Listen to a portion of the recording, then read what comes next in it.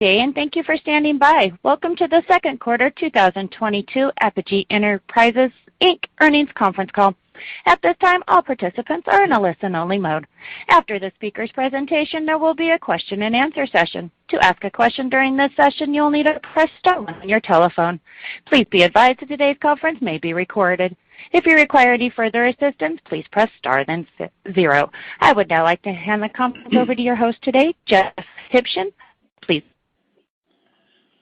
Thank you, Michelle. Good morning, and welcome to Apogee Enterprises Fiscal 2022 second quarter earnings call. With me today are Ty Silberhorn, Apogee's Chief Executive Officer, and Nishit Gupta, Chief Financial Officer. I'd like to remind everyone that there are slides to accompany today's remarks. These are available in the Investor Relations section of Apogee's website. During this call, we will reference certain non-GAAP financial measures. Definitions of these measures and a reconciliation to the nearest GAAP measures are provided in the earnings release we issued this morning. I'd like to remind everyone that our call will contain certain forward-looking statements.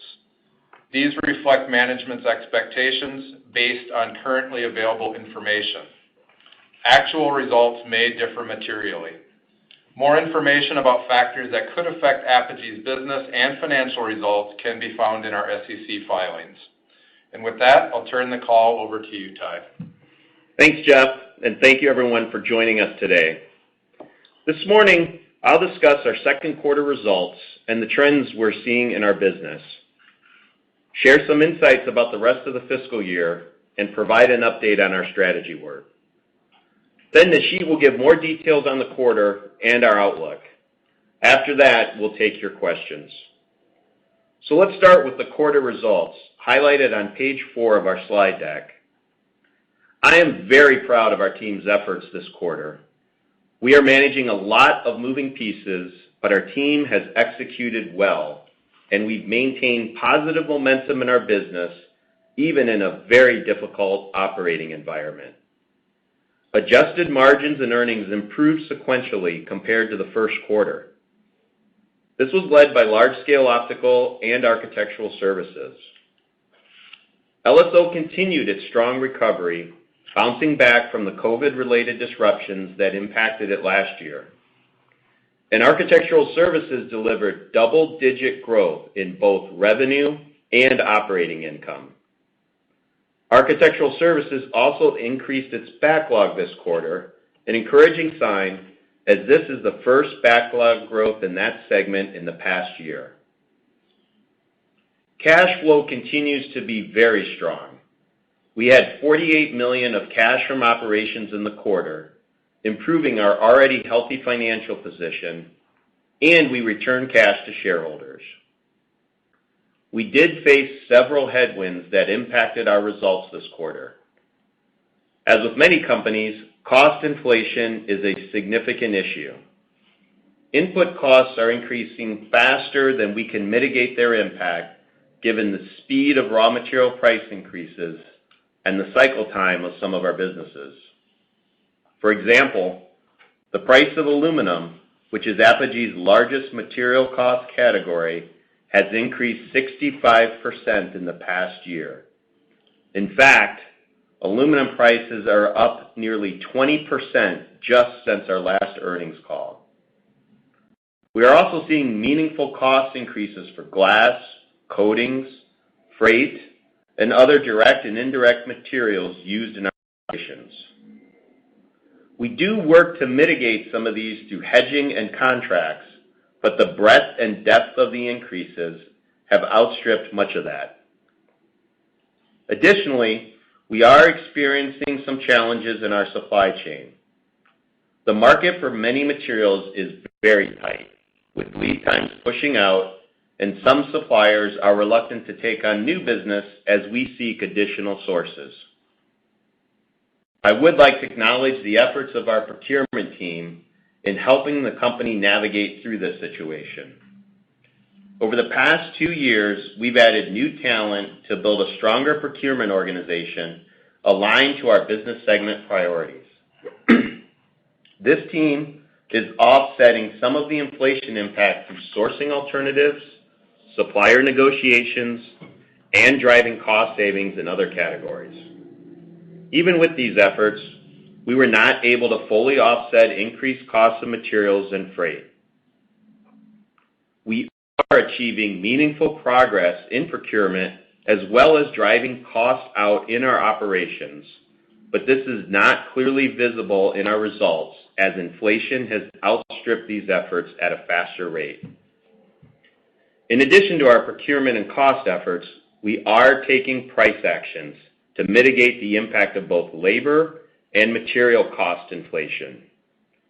As a reminder, many of our projects have long lead times, so there is a lag from when we take pricing actions until that impact shows up in our financial results. The impact of cost inflation is hitting us now, while the full benefits from pricing will not start to show up until the fourth quarter and into next fiscal year. I'd also like to comment on our end markets. We thought this was going to be a tough year for volumes, especially in framing systems and architectural glass, and that is how things are playing out. Non-residential construction remains in a downturn. The most recent data from the Census Bureau shows that non-residential construction spending continues to trend lower. Total non-residential spending is down 11% from the pre-pandemic high. There are reasons to be optimistic about the longer-term outlook in our markets. Forward indicators like the ABI and construction starts have been positive for the past several months. These forward metrics are indicators of the direction of our business 12 to 18 months out into the future. So it's likely a few more quarters before we begin to see these improvements show up in our business results. Looking ahead to the rest of the year, we do not expect the challenges we face this quarter to dissipate. We will continue to take actions to protect our margins in the near term. This includes a continued focus on execution, closely managing our controllable costs, taking price actions as appropriate, and working to realize the benefits from our restructuring actions as soon as possible, pulling more of these savings into our fourth quarter than originally planned. As the year plays out, we expect that these actions will offset a large portion of the headwinds we are facing. So we remain confident in our guidance for the full year. While we work to deliver results this fiscal year, we are also positioning the company for the long term. Our priorities for the year have not changed, as shown on page 5 of our presentation. Let me highlight a few of these. First, we will continue to focus on improving operational execution. We certainly have more work to do in this area, but I am encouraged by signs of improvement across our company. For example, our execution of the restructuring and business realignment is ahead of schedule, and restructuring costs are coming in lower than originally planned. We are also seeing a solid path for productivity savings in our Owatonna glass plant. This allows us to absorb the Statesboro operations and still leave meaningful capacity to grow our glass business. Even as we work to manage costs, we continue to move forward with our enterprise transformation efforts. These are important investments that will help build a stronger foundation for profitable growth and make us a more efficient acquirer in the future. The projects we have underway will strengthen core processes and systems and provide new digital and back-office capabilities across several areas, including finance, human resources, and supply chain. Finally, we continue to make substantial progress on our strategy work. Much of this work is now complete, setting a clear direction for the enterprise. As I've discussed previously, this was a rigorous process that analyzed all aspects of Apogee's business and the markets we serve. We took a systematic outside-in approach. This included extensive input from key customers and detailed competitive benchmarking. We analyzed our portfolio and mix of products, services, and capabilities to identify the best avenues for future growth. And we evaluated how we compete to ensure we have the right operating models to deliver consistent, profitable growth. From this work, we are building a detailed strategic roadmap to move Apogee forward. We still have work to do in building out detailed specifics of our plans, but I'd like to share a few of the key elements that are guiding the strategy. These are outlined on page 6 in our presentation.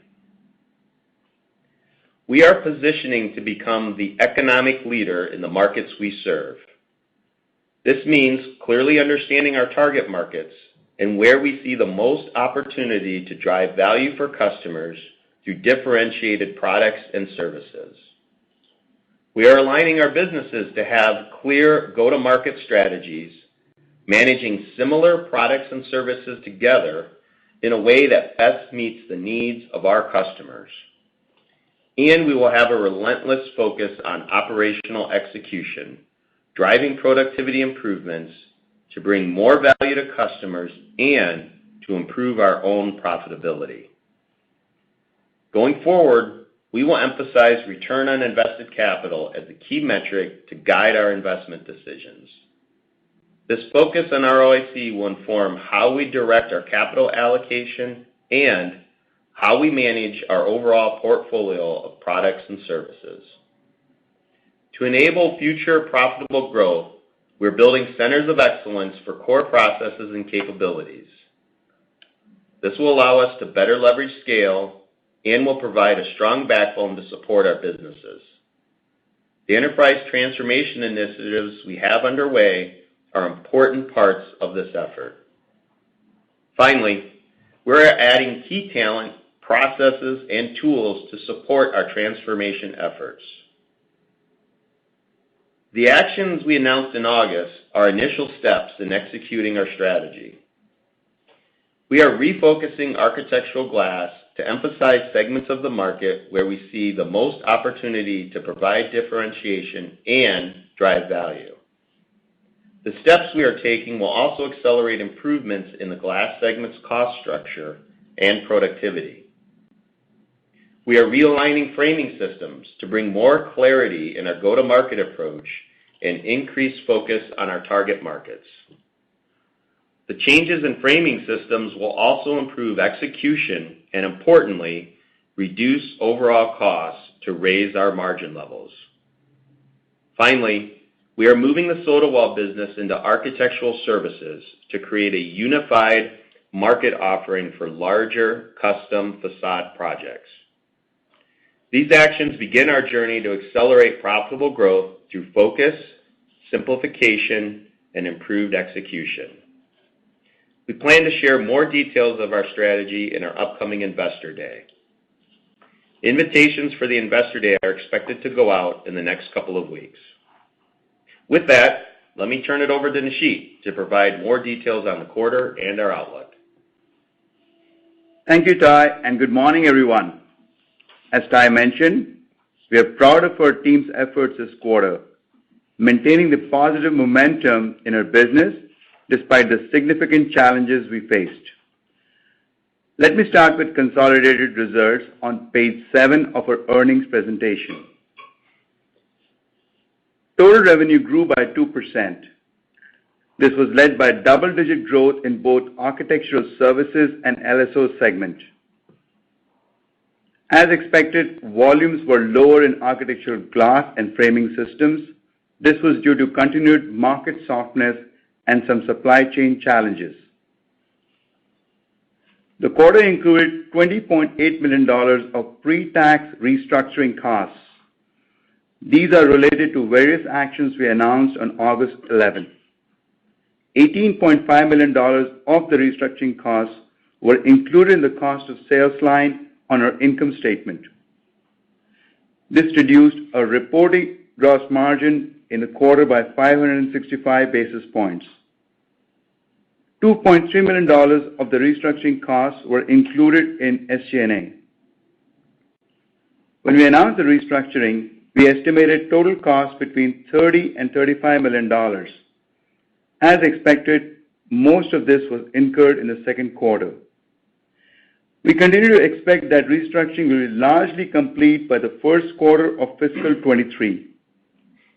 Based on our progress to date, we now expect total restructuring costs will be lower than initially estimated. We expect remaining pre-tax restructuring costs of approximately $5 million to be incurred over the next 2 quarters. Excluding the restructuring cost, adjusted operating income was $17.7 million. This was down from $25.5 million in the last year's second quarter. The year-over-year decline was primarily driven by input cost inflation, which was a $20 million headwind in the quarter, and higher labor costs, mainly resulting from the reversal of temporary cost actions we had in place last year.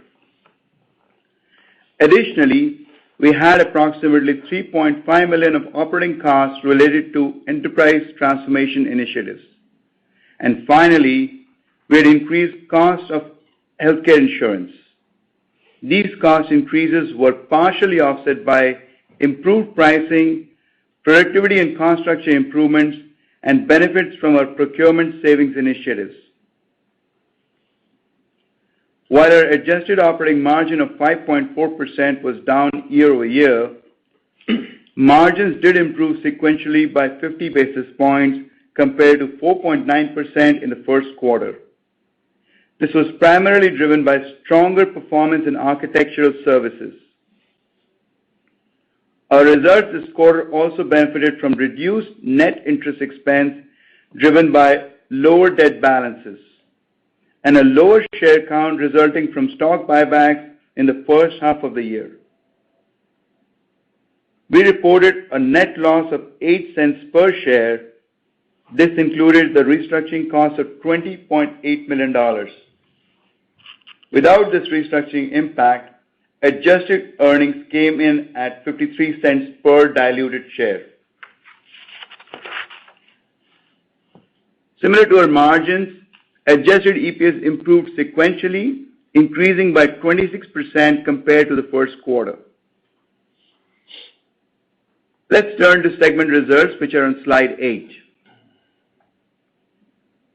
Starting with Architectural Framing Systems, revenue of $150 million was slightly lower than the prior year. This was primarily driven by lower volumes and supply chain challenges, partially offset by improved pricing. Framing Systems results this quarter included $2 million of restructuring costs. Excluding the restructuring, adjusted operating margin was 6.9%. That was lower than the prior year, driven by cost inflation and lower volume, partially offset by improved pricing and productivity gains resulting from prior restructuring actions. Sequentially, margins improved from 5.3% to 6.9%. Moving to Architectural Glass segment, revenue was down 8%. As expected, this was driven by lower volumes.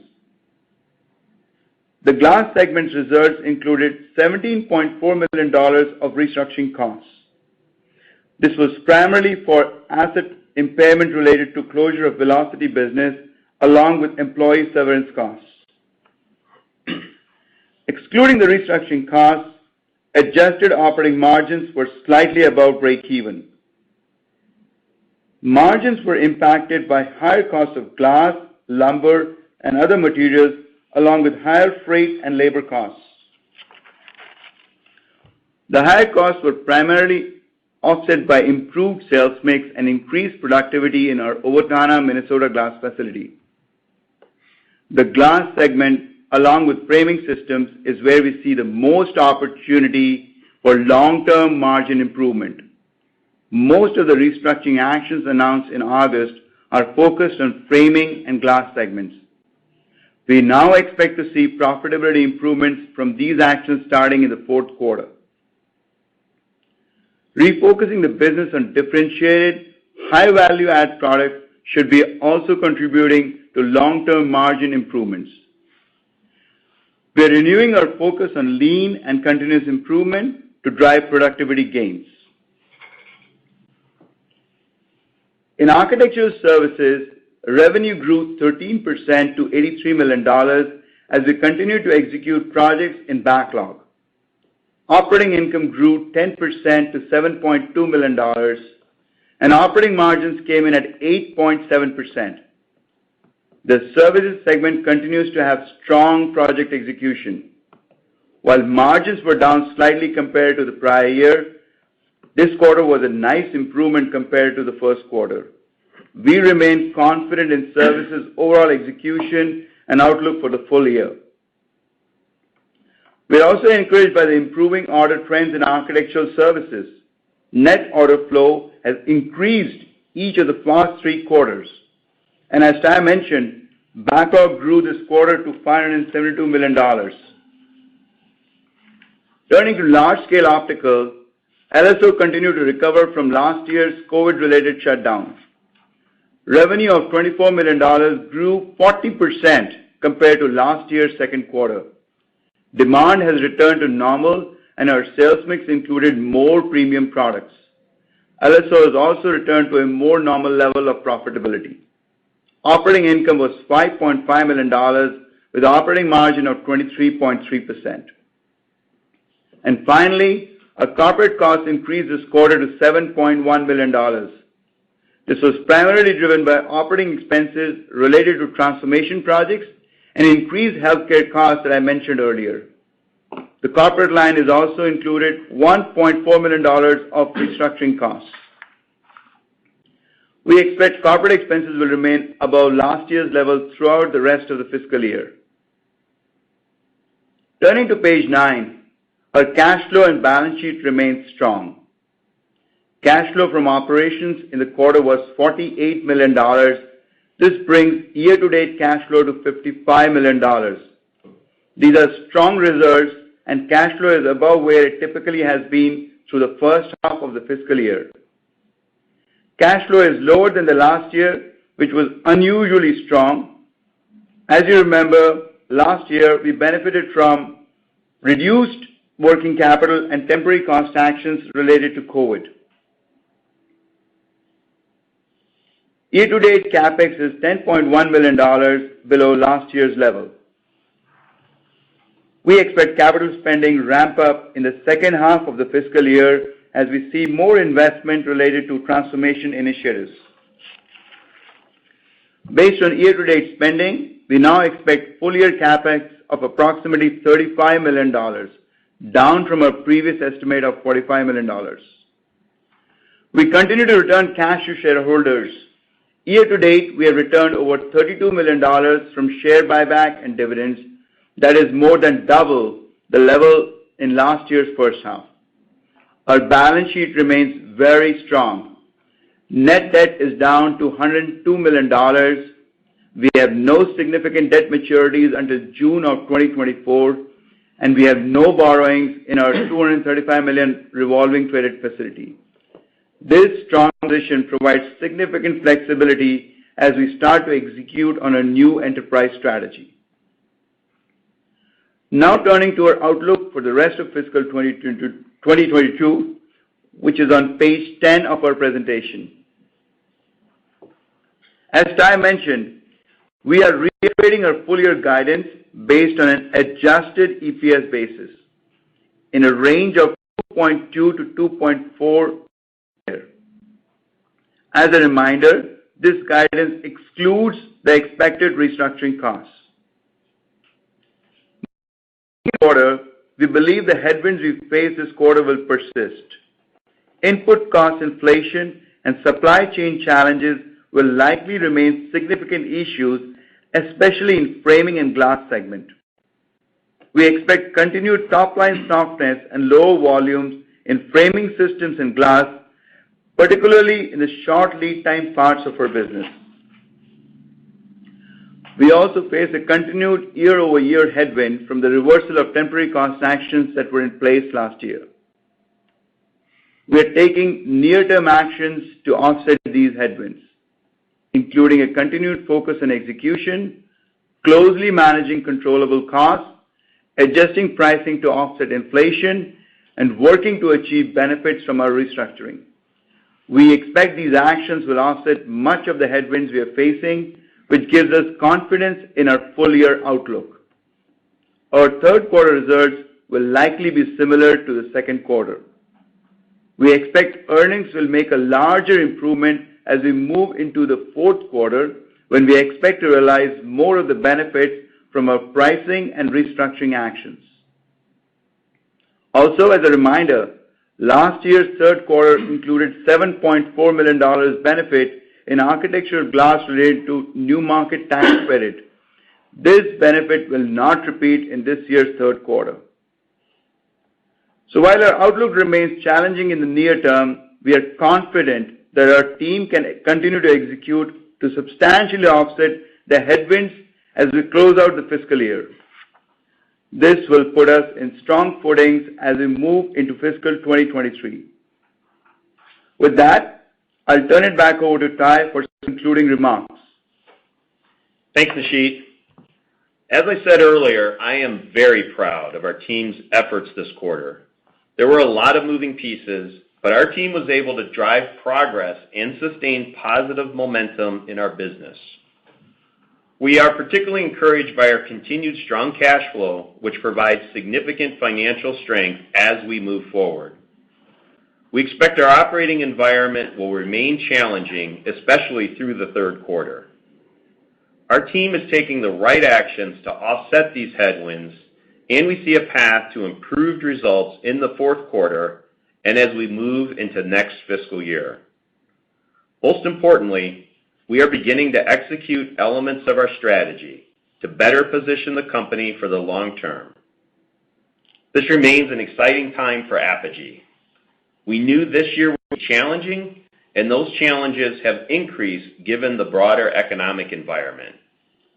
We also realized that making a major shift in strategy and implementing it would take time, with fiscal 23 being the year we would really start to see the larger impacts of this work.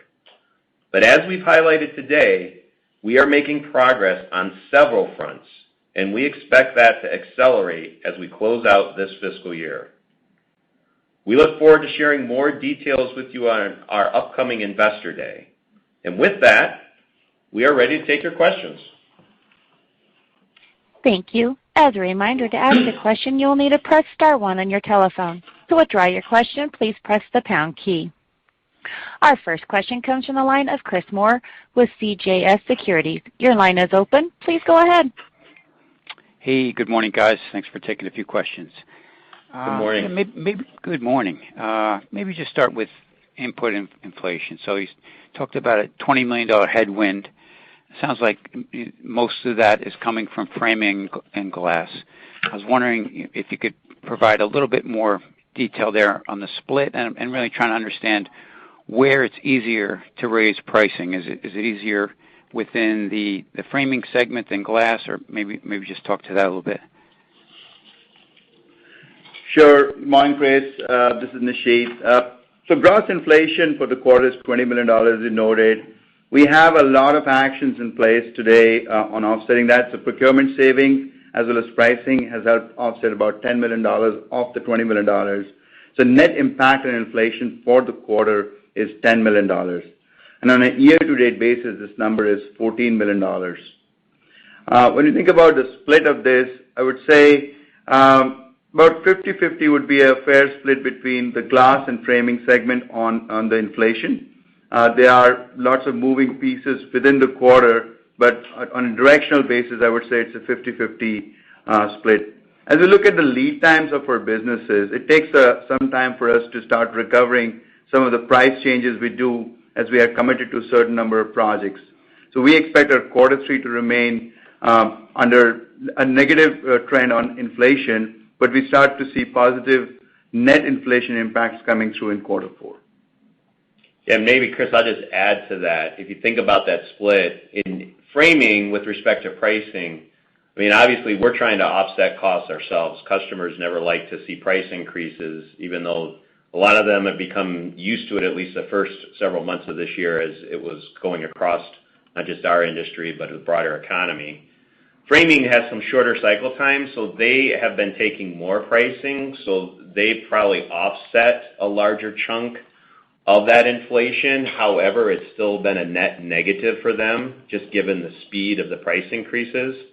And glass, giving a little bit longer cycle time and how projects are quoted, there's been a bigger lag in their ability to see that pricing flow through on jobs and sales as they go forward. Gotcha. Very helpful. I guess longer term, the expectation is that you can achieve 20 to 30 million of annualized savings by the end of fiscal 23. Just from a big picture perspective, can you talk about the drivers? That, what would be the that delta between 20 and 30? Where are those savings going to come from that are less certain at this point? Sure. So the focus on all of our restructuring program is on glass and framing segment, right? So if you think about the structural improvements we are doing, there is an SG&A piece to it, but more importantly, there is a piece on our cost of goods sold that is going to improve in both glass and framing segments. I would say, if you think about the split or areas where we get a restructuring, it's relating to people. So as we shut down some of our facilities, we have to let people go. That would be one piece of our restructuring benefits. The second would be facility shutdowns and related optimization of cost on SG&A. Those are the two important pieces on optimizing our cost from restructuring that I can think of. Ty? Yeah, no, I think that hits it well. And obviously the simplification that we're doing in the business realignment that really impacts framing, but also moving Sotawall as we go into next fiscal year over to our architectural services. There's some high-level savings from an SG&A perspective, that will benefit from that consolidation in the larger framing segment. Got it. Last one for me. This may be a question for your investor day, but maybe expectations for glass operating margin range, once restructuring is complete and non-res market is a little bit stronger? Yeah, I would say at this point we're not ready to give any long-term guidance with respect to margins for Apogee overall or any of the business segments.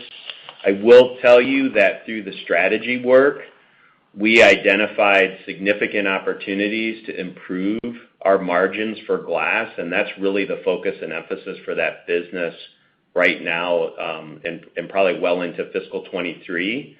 That we want to refocus in parts of the market where we can differentiate ourselves more strongly, delivering more value to the customers, which in turn shows up as more value for Apogee and our shareholders with respect to margins. So that is the focus for glass. We do see some significant upside on margin improvement for them over the next year or so.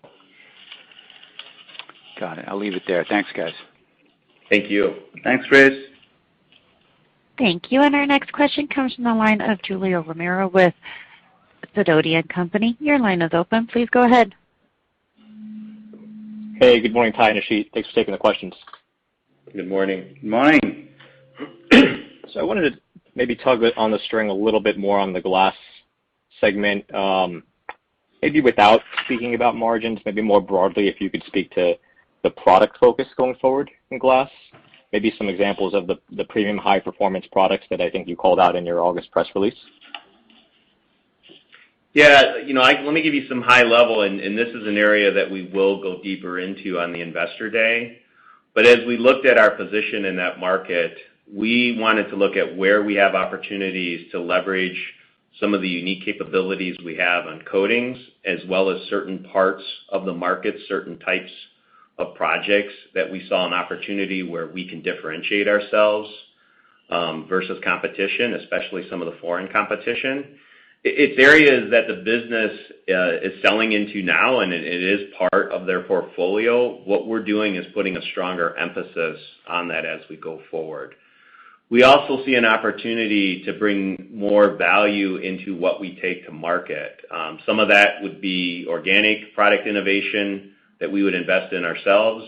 Some of that would be through third-party partnerships where we can leverage other technologies that are out in the market and combine it with our glass offerings to, in essence, raise the value of what we're selling and thereby also generate higher margins for that business. Great. Appreciate the color there. And you spoke about adequate capacity at Owatonna to support the additional activity. Can you maybe give us a sense of what utilization rates are looking like and what you'll be running at post-restructuring in the glass segment? So we don't really comment into that level of detail on capacity utilization. All I can say is that there's a lot of productivity work that's happening in Owatonna right now, and we are continuing to expand our capacity just based on that productivity work. With all the kind of couple of shutdowns that we have mentioned as part of our restructuring, we still believe we have adequate capacity for the next several years to take on the market growth that's coming up. Okay, fair enough. And then just last one for me, and I'll pass it on, is on the services side, I think you did see some sequential backlog improvement there. Can you speak to how you see backlog for services trending for the remainder of the fiscal year? I think as we look out for the year, it was a positive sign that we saw this quarter. There's still unevenness that we expect to see in that business, just as quoting activity is moving around with the broader economic challenges. So we've seen, that improvement in orders and the backlog going up is a very positive thing. We're not ready to call victory that we will see that consistently as we move ahead, but we've got some very good positive signals with respect to that business moving forward. Great. Thanks very much. I'll pass it on. Thank you. And our next question comes from the line of Eric Stine with Craig-Hallum. Your line is open. Please go ahead. Good morning, everyone. Good morning. Morning. Yeah. Hey, so I'll just follow up on that last question a little bit, and I know you said too early to call a little bit on services, but I mean, as you look at the trends in that business, obviously services is the one, that you're doing well now, but you're going to start to feel, the impact of the downturn later than the other businesses.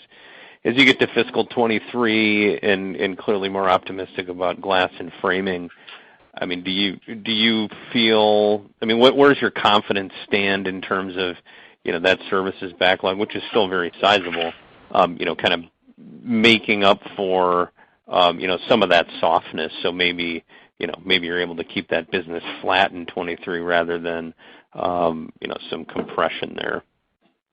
Yeah, I appreciate the question. And, we're not really ready to give guidance on fiscal 23. What I will tell you is that, given that we're just midway through this fiscal year, it's too soon to call anyway how we would see that business performing. I've commented on previous calls, that team, while they did see that downside hitting them later, has been actively working to fill that gap. So that work continues, and I think we have to give them time to continue to see that as we progress forward. We'll have a little bit more insight, as we get to the end of the calendar year, and then certainly in our fourth quarter, we'll start to have some better visibility to fiscal 23 for that business. Yep, no, I can appreciate that. But it does sound like, you are pleased with how services has been executing, and so just with, looking at it in that context, it sounds like you're optimistic that, that they will continue on the path that they've been on. Yeah, we've been very pleased with how that business has been performing and also how they have been working to, not only deliver this year from a margin perspective after having a really great margin year last year, but then as they build out fiscal 23. And that strength is frankly where we saw the opportunity to move Sotawall under that business, because we see opportunities to leverage some of that strength within that business and raise its performance as well. Yep, got it. Well, maybe last one for me, just on velocity and the decision that you talked about back in August. Maybe just anything you learned in that business. Clearly that's not a part of the market you now want to focus on, but whether it's operationally or market facing, what you learned in that business that maybe you can take to the rest of the glass segment. Yeah, as we looked at that business, through the strategy work, we looked at current market as well as how we saw the future market playing out. And with respect to that end of the market, we saw significant pressure on margins, and so that we were not seeing the price points that was originally anticipated, and therefore not seeing the margin that we expected for that business. So we took a forward-looking view and didn't see that materially improving over the next few years. That said as well, what we were doing in that space, while it was taking a different approach from a technology and automation perspective, it really wasn't a strong differentiation from the end product itself, and we saw it as being dilutive to our margins and our ROIC goals as we move forward, and that led us, to the difficult decision to exit that business.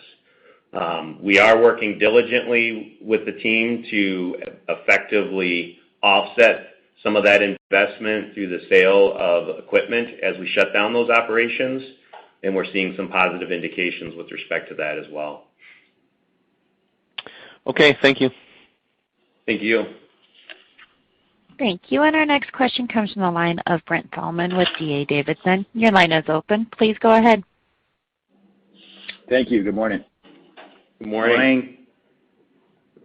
Tyler and Nisheet, when does the move of the soda wall business into services become effective, just from a reporting perspective? Sure. So as you have seen in the August 11th announcement, we are already working on transitioning some of the parts of the businesses, but the real transfer of business will happen from 1st of March next fiscal year.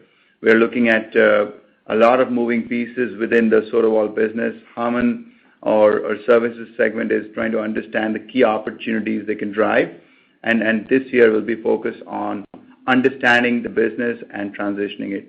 So we are looking to, let's say, restate or recast some of our numbers and segments starting from 1st of March next year. Okay, perfect. And then on services, you had good revenue growth, but the margins were a little lower. You talked about some of the change in the mix. Is that your expectation for margins and the guidance for the rest of the year for the services business, just function of different mix versus last year?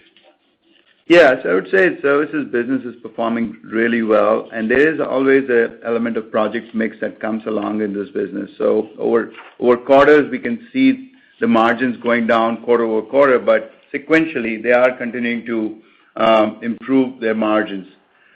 Exceptionally strong margins in fiscal 21, the second highest ever. It'll be hard to repeat that in 22, but we still see strong opportunities in this business as the backlog is strong, and the team is doing a very good job in their project selection and how they select their projects. So we continue to see good positive momentum, and margins should be improving over time. Okay. The transformation initiatives and some of the facility consolidation that's going to come with that, could there be significant real estate assets that we could consider coming out of all this that might, also contribute to the balance sheet here? What we have announced on August 11th are one of the key assets that we are looking at. Beyond that, we do not see any significant opportunities on our assets for now. Of course, the strategies continue to evolve, and we are understanding our different part of execution of that strategy, and some of the decisions on assets may be made in due course of time. But for now, whatever was announced on August 11th in terms of our glass segment assets, those are the key assets that we are reducing. Okay. And then saw the revised CapEx guidance. Fiscal year to date, you're running sort of well below that. Are there some projects earmarked that step up that CapEx in the second half, just from the run rate we've seen year to date? Yeah, so if you think about the enterprise strategy work that we've done so far, we have understood where do we want to invest more and which are the areas where we want to reduce our investment. So that's one of the key reasons we are looking at investing differently versus what we thought originally in our plan for this year. And secondly, the enterprise strategy work that we are doing, we have invested some of it already, but a lot of systems and backbone work that's happening that will continue to ramp up in the second half of the year. Yeah, so we'll manage that. This is timing from a strategic perspective, as Nisheet said.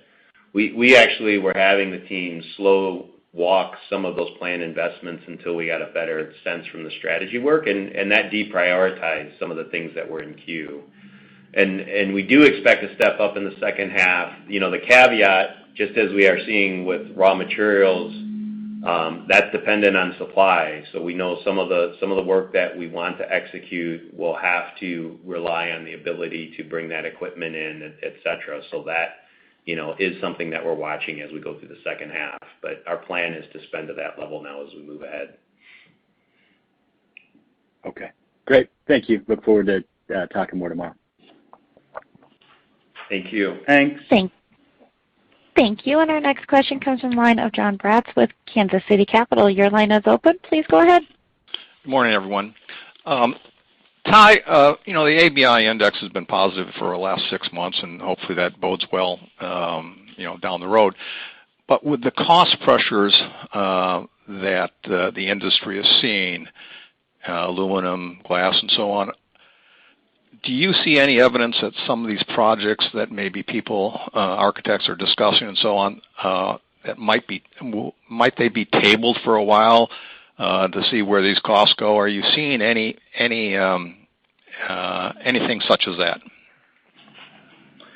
Yeah, well, we're watching that really closely, as you might imagine. You know, it's too soon to tell if it's going to have a material impact on the non-resi recovery. I would say we've seen some projects pause that were ready to come out for quotes and bids, and at the same time we saw other projects pull forward or push their schedules ahead with respect to that. So it's been mixed signals at this point, you know, as far as what we're seeing. Obviously, what's happening with COVID, return to workplace, with the Delta variant, any other variants that come out, that could have an impact as well in what people are deciding to do with projects. So we continue to watch that. I would say it's uneven, but we haven't seen anything that's pointing to, you know, an acceleration of the recovery, or at this point, something that's pointing to a deceleration of the recovery. Okay. And I may have missed it. You know, when you announced the restructuring a couple months ago, I think you said $30 to $35 million in costs, and now it's what, 20 to 25 or something like that.